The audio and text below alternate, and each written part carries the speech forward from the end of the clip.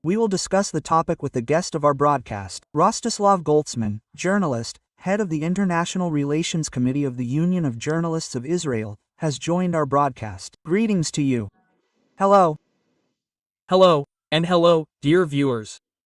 And how do you perceive it? Is this a direct threat from Israel, or are these statements connected, well, with such tactical rhetoric, or something, within the framework of psychological pressure? Honestly, Katz's statement was, well, somewhat unexpected, well, for almost everyone, because first it was a statement by his press service, and someone probably thought that this was really something written in the heat of the moment, right after that very shooting in the intensive care unit of the children's department in the hospital in Beersheba, the missiles hitting residential areas in Holon and Ramadan. But then Katz arrives directly at the site of the missile fall in Ramadan and repeats in front of all the cameras that Khamenei is the new Hitler, and this needs to be resolved somehow. In the worst case, we will face a new Holocaust, that is, the complete destruction of the State of Israel. What is unexpected here? Because earlier, for example, the same Prime Minister Netanyahu, even addressing the Iranian people directly, here was his speech, which was duplicated in Persian. He said that he explained to people that our task is to prevent the creation of nuclear weapons. We are not your enemies. We cannot put up with a situation when even the IAEA states that only a few weeks remain before the creation of nuclear warheads. Unfortunately, the events of recent days have shown that this had to be done necessary.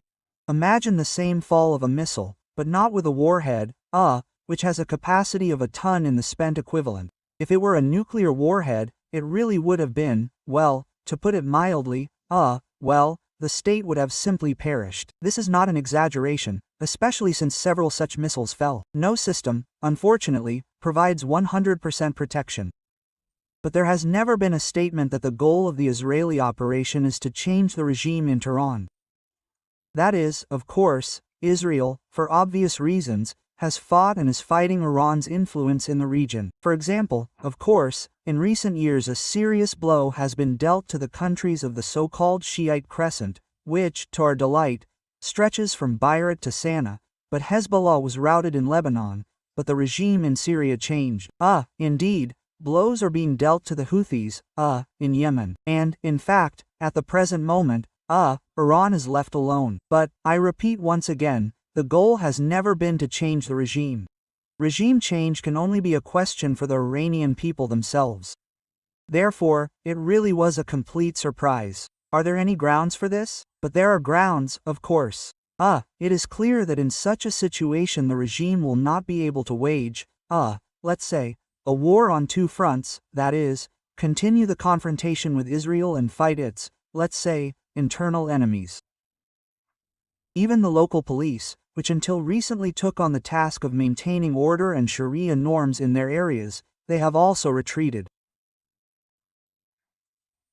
By decision of the Supreme Council of Ayatollahs, the new, so-called new version of the hijab law, which tightened the rules against women who will not observe modesty in clothing, has even been frozen.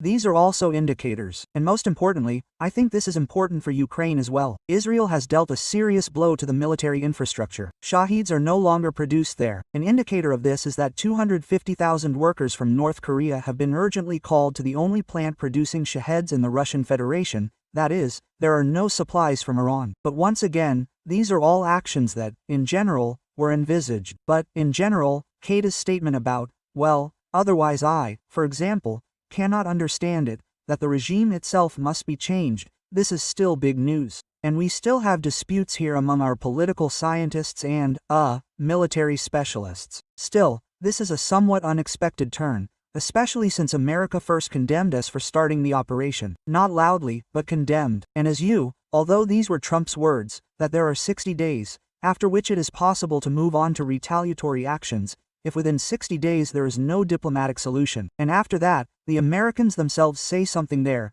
that something is wrong. It is clear that they, as they report there, that they are ready to join this operation, but only when it is clear that there is a final victory. That is, once again, Israel, as it were, making such decisions alone. Well, you must agree, this is somewhat unexpected. Rostislav, I absolutely agree with you. I am even trying to understand how much this now corresponds to the official defense doctrine of Israel, because directly, well, practically, and correct me if they are right, Israel has never threatened to remove the head of state, even the most hostile state for Israel. That is, this is truly nonsense. And, by the way, unlike the United States of America, and what we see now is that Israel, well, at least there is a statement, and is taking this step.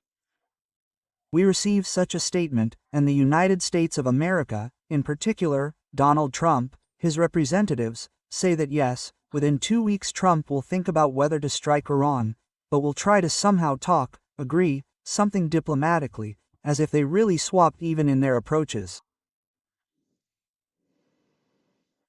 Yes, there really are too many questions in this.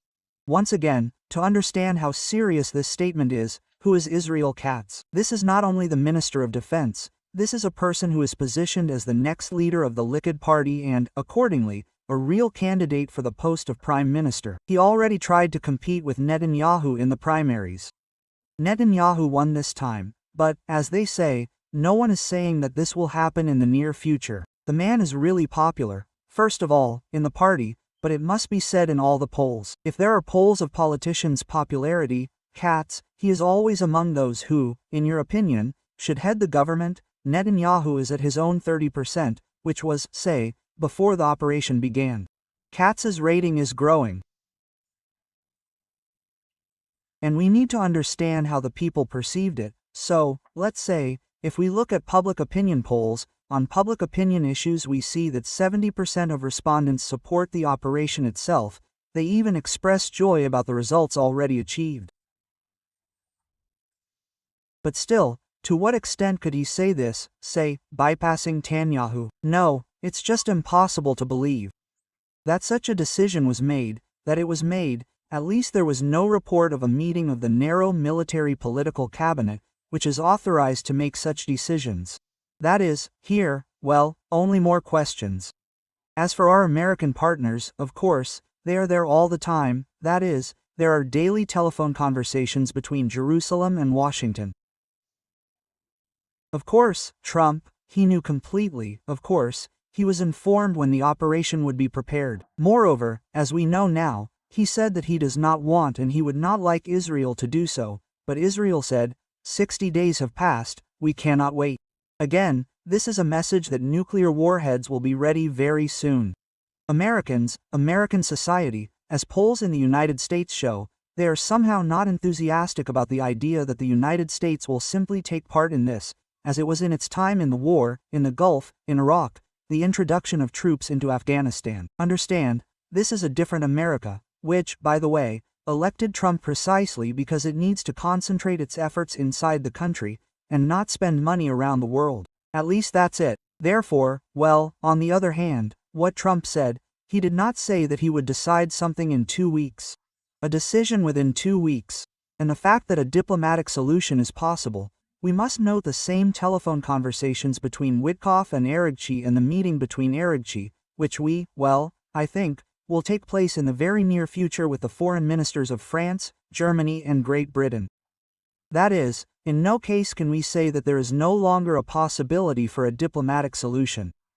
There can be only one diplomatic solution, as even the Americans said, starting negotiations with the Iranians, that we already know the results of these negotiations. Iran should not have its own nuclear program. We are offering a peaceful path. There is the removal of enriched uranium, dismantling of centrifuges, installation of all operating reactors under full unconditional international control, something that Iran did not want before. Let's see, maybe the events of the last week have somehow managed to change the position of the Iranian leadership. Rostislav, the phrase that forecasts are thankless is always heard in this studio, and yet we take on these forecasts with our guests on our air, because our viewers are probably waiting for this. I really want to grab at least a forecast, and your forecast is certainly interesting in this topic. What do you think? Can we assume some, well, let's say Israel confirms its intentions, in fact, to remove Iran's main political figures? What kind of response can we predict? Tehran's reaction, and to what extent can Tehran resort to help, for example, a proxy? And if everything goes like this, can we expect anything specific from the states? But if we proceed from the fact that our task is regime change, then in this case the liquidation of the supreme spiritual leader, I am not sure that it is more productive. More productive here would be, for example, his departure, his evacuation to some country, it doesn't matter, the Russian Federation, China, because in such a situation, when the country is waging a war, the flight of the top leadership in this particular case, it is much more productive. And if the goal is really, if not to change the regime, then to seriously destabilize it.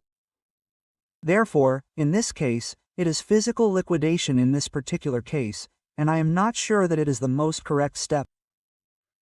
But if we imagine that due to the fact that the proxies are really suppressed, Iran is warned that at least one shot there will not be not only Hezbollah, there will not be Lebanon itself, and Lebanon reacted to this correctly. The Lebanese army took Hezbollah's positions. Hezbollah units are disarming. Units of these Palestinian groups, such as the Popular Front for the Liberation of Palestine, Hamas, Islamic Jihad, are also disarming. That is, it is neutralized here. The Lebanese sky is also under control. The only sky that is not under control, through which drones fly to us, is the Syrian sky. But everything seems to be fine there too, thanks to the new system, the laser system. Indeed, most drones, literally at the speed of light, are destroyed over Syrian territory. Those that fly into Israeli territory are already shot down here, but everything is more or less calm here too. The only escalation factor could be a real strike on the deep points where nuclear weapons are being prepared. Well, according to various sources, they are being prepared. This, of course, will be a serious earthshock, firstly, a physical one, where a tsunami in the Persian Gulf is at least guaranteed for us. But you must agree that a detonation of this level is already a transfer of the war itself to a completely different level.